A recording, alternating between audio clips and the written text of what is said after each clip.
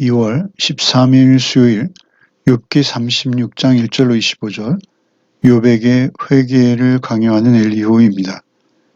이제 엘리후의 세 번째 권고가 시작되는 것이죠. 엘리후는 자신의 지혜가 하나님으로부터 말미암았다라는 그런 주장을 펼칩니다. 그리고 결국 권선징악의 논리를 동원해서 욥에게 회개를 촉구하는 것이죠. 결국 회개하고 순종하면 형통하고 즐거운 나날을 보낼 것이나 순종하지 아니하면 죽음 이외에는 없다라고 말하는 것입니다. 결국 선과 악의 이원론적 구조를 틀을 가지고 이제 그의 주장을 펼쳐 나갑니다. 먼저 1절로 7절을 읽겠습니다. 엘리후가 말을 이어 이르되 나를 잠깐 용납하라. 내가 그대에게 보이리니 이는 내가 하나님을 위하여 아직도 할 말이 있음이라. 내가 먼 데서 지식을 얻고 나를 지으신 이에게 의를 돌려보내리라. 진실로 내 말은 거짓이 아니라 온전한 지식을 가진 이가 그대와 함께 있느니라.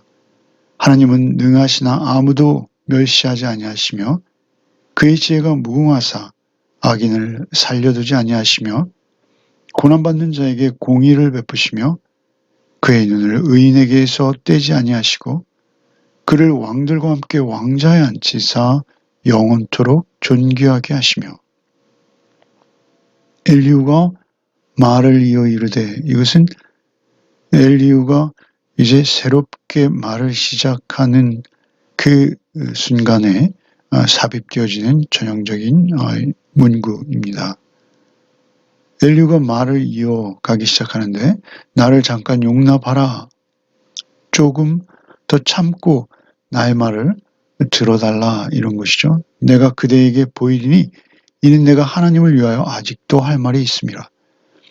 자기가 말하는 것, 그것은 내가 하나님을 위하여라는 것이죠. 어떤 번역들은 내가 하나님을 대신하여 이렇게 번역합니다. 마치 자기가 하나님인 것처럼 그렇게 말하는 것이죠. 하나님을 향해서 불평하는 욥, 그에게 내가 하나님을 대신하여, 아니 하나님의 입장에서 너에게 아직 할 말이 있다라는 것입니다. 아무 반응도 보이지 않는 욥을 향해서 이제 계속 미련을 가지고 설득하려 하는 것이죠. 이제 세 번째 시도가 되는 것입니다. 3절에 내가 먼 데서 지식을 얻고 나를 지으신 이에게 의를 돌려보내리라. 내가 먼 데서 지식을 얻었다. 이건 어떤 장소를 의미하는 듯 보입니다. 자기의 지식은 인간계에서 얻은 게 아니다 라는 의미가 내포되어 있습니다. 내가 먼 데서 지식을 얻고, 자신은 불원천리하고 먼 곳도 마다 않고 찾아다니며 특별한 지식을 얻었다라는 것이죠. 그 지식에 미루어서 나를 지으시니만 옳다 해야겠다라고 주장하는 것이죠. 그 주장에는 틀린 바가 없습니다. 그러나 그 주장을 얻은 그 과정에 대해서는 애매하죠. 그 장소를 밝히지 않고 있어요. 신비한 어떤 곳이라고 주장하고 있는 것이죠. 결국 자기의 지식은 하나님으로부터 온 것이다. 이것이 말하고 싶은 것이죠. 내가 먼 데서 지식을 얻고 나를 지으신 이에게 의를 돌려보내니라. 하나님만 의로우심을 내가 이제 밝히겠다라는 것입니다. 4절의 진실로 내 말은 거짓이 아니라 온전한 지식을 가진 이가 그대와 함께 있느니라. 온전한 지식, 이것은 하나님만 가지고 계신 지식이죠. 그런데 엘리후는 자신의 지식이 온전하다는 것입니다. 진실로 내 말은 거짓이 아니라 온전한 지식을 가졌다. 그리고 그가 지금 그대와 함께 있다. 이렇게 말하는 것은 무엇입니까? 이제 너는 내 권고에 대해서 반론할 수 없다. 반론을 억제하는, 봉쇄해버리는 그러한 주장인 것이죠. 자신의 권고가 하나님의 음성이듯이 그렇게 말하고 있다라고 보여지는 것이죠. 5절에 하나님은 능하시나 아무도 멸시하지 아니하시며 그의 지혜가 무궁하사 악인을 살려두지 아니하시며, 하나님은 능하시나 전능하시다는 것입니다. 아무도 멸시하지 않으신다라는 것이죠. 이것은 앞서 욥의 말들을 엘리후가 주의를 기울여 잘 듣고 있었던 것이죠. 욥이 10장 3절에 주께서 주의 손으로 지으신 것을 학대하시며 멸시하시고 이런 표현을 했죠. 주의 손으로 지으시고 주의 백성을 학대하고 멸시하시는 하나님 아니십니까? 라고 고통 중에 부르짖었던 바가 있습니다. 그것을 이제 트집 잡는 것이죠. 전능하시나 아무도 멸시하지 아니하시며 그의 지혜가 무궁하사 악인을 살려두지 아니하시며, 욥이 역시 이전에 악인의 형통함과 의인의 고통에 대해서 말한 바가 있죠. 그래서 그 말을 반박하는 것입니다. 악인을 살려두지 아니하시며 고난받는 자에게 공의를 베푸시며, 그 고난 중에 있는 자에게는 하나님의 의로우심을 나타내 보이신다. 7절에 그의 눈을 의인에게서 떼지 아니하시고 그를 왕들과 함께 왕좌에 앉히사 영원토록 존귀하게 하시며, 결국 악인은 죽이고 의인은 왕좌에 앉히사 왕이 된다라는 것이죠. 왕들과 함께 왕좌에 앉는다라는 것은 왕의 우편, 좌편에 앉는다라는 것과 동시에 또한 왕좌에 앉혀주셔서 왕이 되기도 한다라는 것이죠. 의인만이 그렇다라는 것이죠. 악인은 죽고 의인은 왕좌에 앉거나 왕들과 함께 한다라는 것이죠. 이것은 영원토록 존귀하게 한다라는 이것은 사실 우리의 상식선에서 또 우리의 기대 수준에서 당연한 것이요. 또한 이것이 결국 틀린 주장은 아닌 것입니다. 그러나 지금 욥의 경우에는 이러한 말들이 옳은 말임에도 불구하고 큰 도움이 되지 않는다라는 것이죠. 아니요. 오히려 욥을 더 답답하고 억울하게 하는, 욥을 더 구석으로 몰아넣는 그러한 이야기들 밖에는 되지 않는다라는 것입니다. 계속해서 엘리후는 욥에게 회개를 강요하고 있는 것이죠. 8절부터 읽겠습니다. 혹시 그들이 족쇄에 매이거나 환난의 줄에 얽혔으면 그들의 소행과 악행과 자신들의 교만한 행위를 알게 하시고 그들의 귀를 열어 교훈을 듣게 하시며 명하여 죄악에서 돌이키게 하시나니, 만일 그들이 순종하여 섬기면 형통한 날을 보내며 즐거운 해를 지낼 것이요, 만일 그들이 순종하지 아니하면 칼에 망하며 지식 없이 죽을 것이니라. 마음이 경건하지 아니한 자들은 분노를 쌓으며 하나님이 속박할지라도 도움을 구하지 아니하나니, 그들의 몸은 젊어서 죽으며 그들의 생명은 남창과 함께 있도다. 하나님은 곤고한 자를 그 곤고에서 구원하시며 학대당할 즈음에 그 귀를 여시나니, 그러므로 하나님이 그들을 환난에서 이끌어내서 좁지 않고 넉넉한 곳으로 옮기려 하셨은즉 무릇 그들의 상에는 기름진 것이 놓이리라. 혹시 그들이 족쇄에 매이거나 환난의 줄에 얽혔으면, 8절에 족쇄나 환난의 줄에 얽혀버리면 빠져나올 수 없는 위기가 되는 것이죠. 그렇게 위기 속에 있을 때 그들의 소행과 악행과 그들의 교만한 행위를 알게 하시고, 그들이 한 행위들과 특별히 악한 행위들이 있다면 또는 교만한 행위들이 있다면 그것을 알게 하신다는 것은 깨닫게 하신다라는 것입니다. 그들의 귀를 열어 교훈을 듣게 하시며 명하여 죄악에서 돌이키게 하시나니, 그러니까 알게 하시고 듣게 하시고 돌이키게 하시는 하나님이 주권이죠. 하나님께서 간섭하신다는 것이죠. 찾아오셔서 그의 악행과 교만한 행위를 돌아보게 하셔서 끝내 구원해 내신다라는 것이죠. 이 친구들보다는 조금 더 앞서 있다, 욥의 처지를 동정하고 있다라고 보여지기까지 합니다. 의인이 고난당할 수 있다.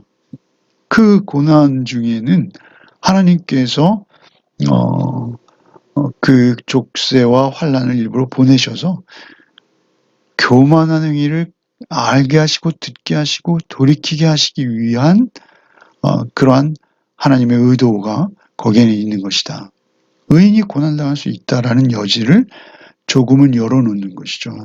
친구들은 그 결과가 너는 악함을 증거해 라고 못을 박았다면 엘리야는 조금 더 의인의 가능성을 열어주긴 했습니다. 그러나 사실 이것은 이제 이후로 가면 친구들과 다르지 않습니다.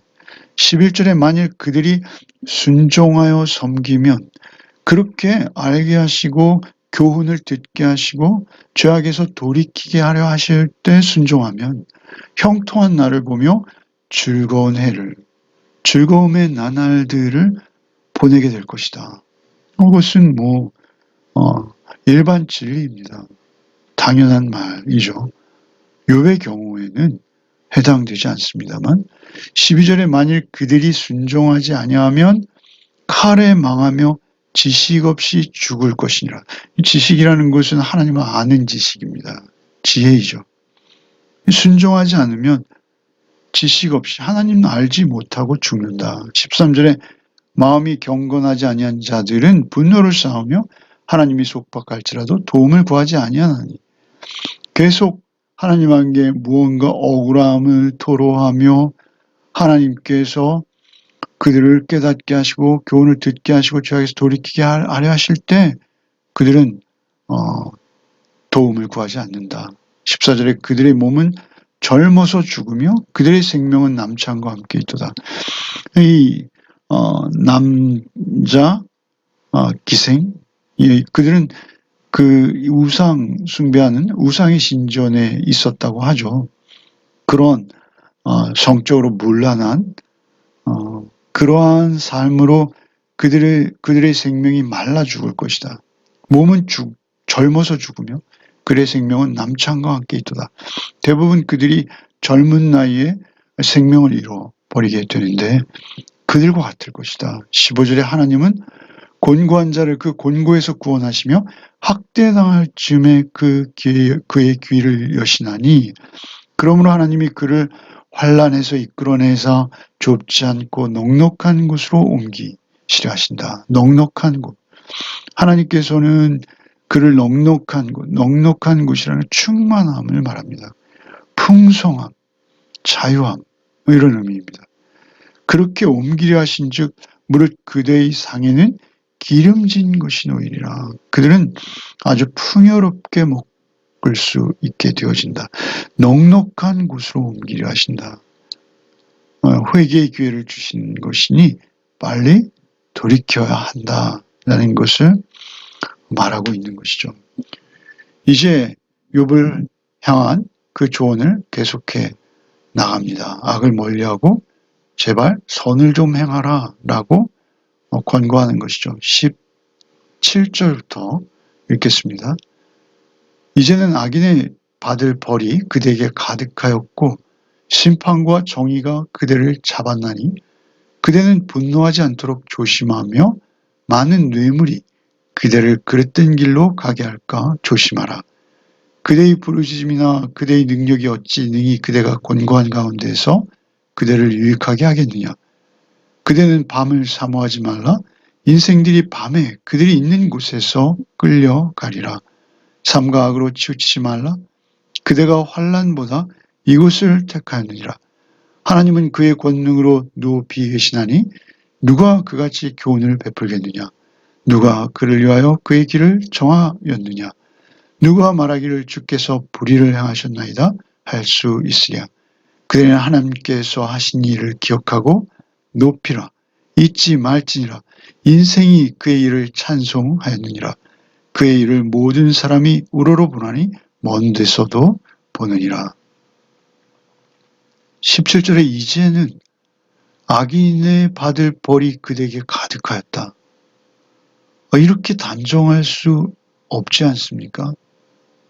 악인의 받을 벌이 욥에게 가득하였다는 것이죠. 지금까지 그가 은혜를 비력했습니다.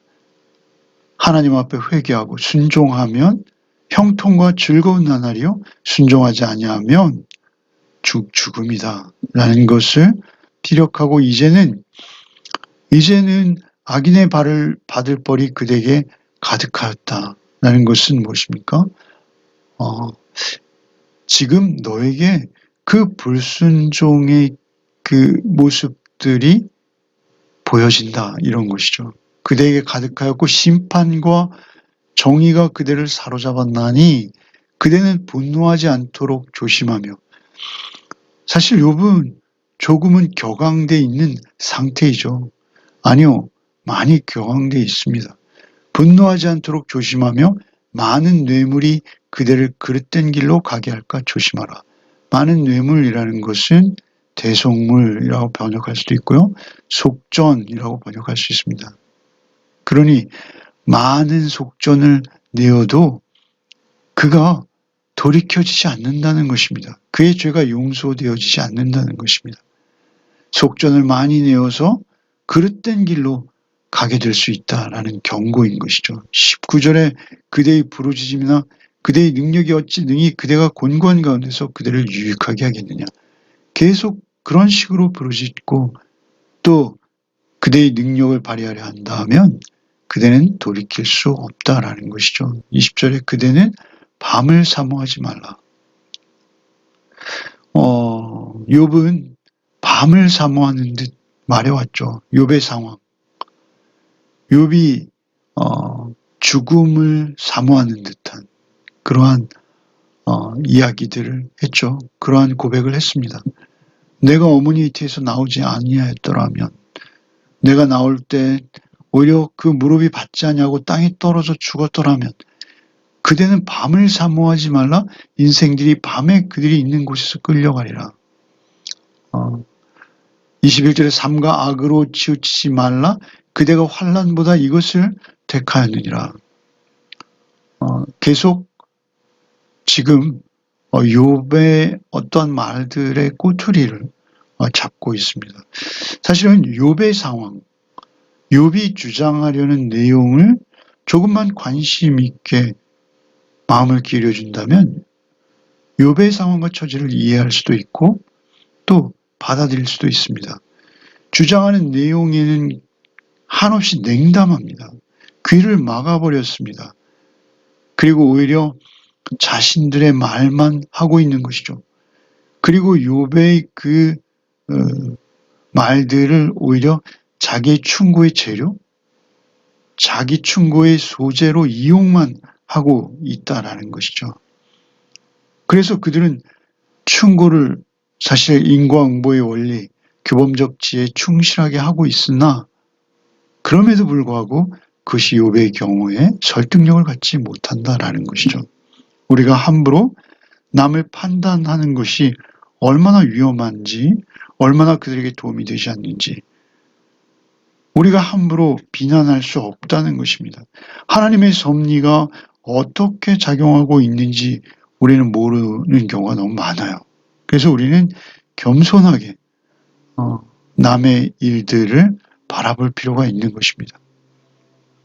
22절에 하나님은 그의 권능으로 높이 계시나니 누가 그같이 교훈을 베풀겠느냐?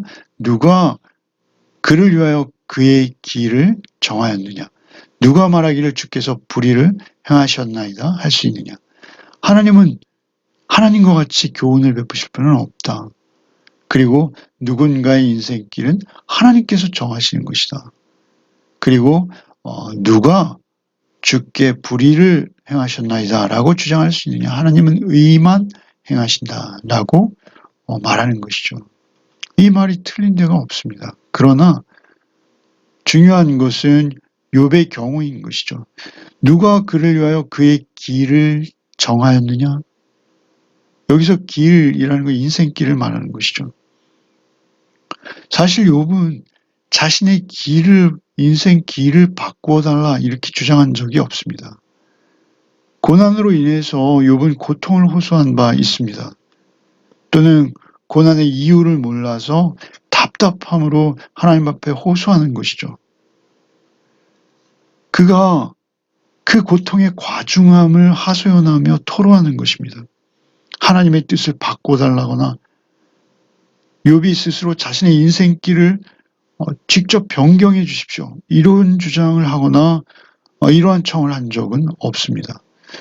그러나 엘리야는 하나님만이 인생의 길을 정하는데 네가 과연 무슨 인생의 길에 영향을 주려고 하느냐라고 이렇게 충고하고 있는 것이죠. 하나님께서 불의를 행하셨다라고 욥이 말한 적이 없습니다. 불의한 자들이 형통하는 경우에 대해서 불평한 적은 있죠. 그러나 하나님께서 불의하십니다 이렇게 말한 적은 직접적으로 없다는 것이죠. 어찌되었든 이러한 내용들로 하나님을 표현하는 것이 절대 틀린 것이 아닙니다. 그럼에도 불구하고 욥의 경우에는 그들이 조금 더 깊이 고민하고 이러한 말들을 했어야 된다라는 것이죠. 24절에 그대는 하나님께서 하신 일을 기억하고 높이라 잊지 말지니라 인생이 그의 일을 찬송하느니라 그의 일을 모든 사람이 우러러보나니 먼 데서도 보느니라. 그것은 절대 맞는 말들입니다. 그럼에도 불구하고 그들의 친구들의 비난 그리고 결국 엘리후도 욥을 비난하는 자리에 서게 된다라는 것이죠. 우리가 하나님의 일하심, 하나님의 작정하심, 하나님의 계획 앞에 우리는 그저 수긍하고 순종할 수밖에 없는 존재들이죠. 겸손하게 그 삶을 하나님 앞에 살아내야 하는 것이죠. 그때 우리 주변에서 일어나는 많은 일들을 내 생각과 내 지혜와 내 가치관과 나의 어떤 인과응보의 논리, 규범적 내가 지금까지 경험한 어떤 지혜만으로 그것을 재단하고 판단할 수 없다라는 것입니다. 더욱 신중해야 되고 우리는 겸손할 필요가 있다라는 것을 계속 교훈하고 있는 것이죠. 오늘 하루를 지낼 때에도 우리는 누군가에게 위로자 내지는 그들에게 소망을 전하는 그러한 자리에 서는 복이 저와 여러분의 있기를 바랍니다. 기도하시겠습니다. 주님 감사합니다. 오늘도 욥기를 통해서 우리의 삶의 정황과 모습들을 봅니다. 우리가 누구에겐가 누구의 삶을 그 인생을 두고 함부로 말하지 않게 하여 주시옵소서. 오직 그들에게 위로와 소망을 전하는 자로 그들 앞에 설 수 있게 도와주옵시고 하나님의 뜻을 내가 함부로 속단하는 자가 되지 않게 하여 주옵시며 오직 하나님께서 선한 손길로 우리를 인도하고 계심을 놓치지 않고 붙드는 그리고 하나님의 절대 진리 안에서 또 오늘도 자로나오나 치우치지 않는 하루의 삶을 살게 하여 주옵소서. 예수 그리스도의 이름 받들어 간절히 기도하옵나이다. 아멘.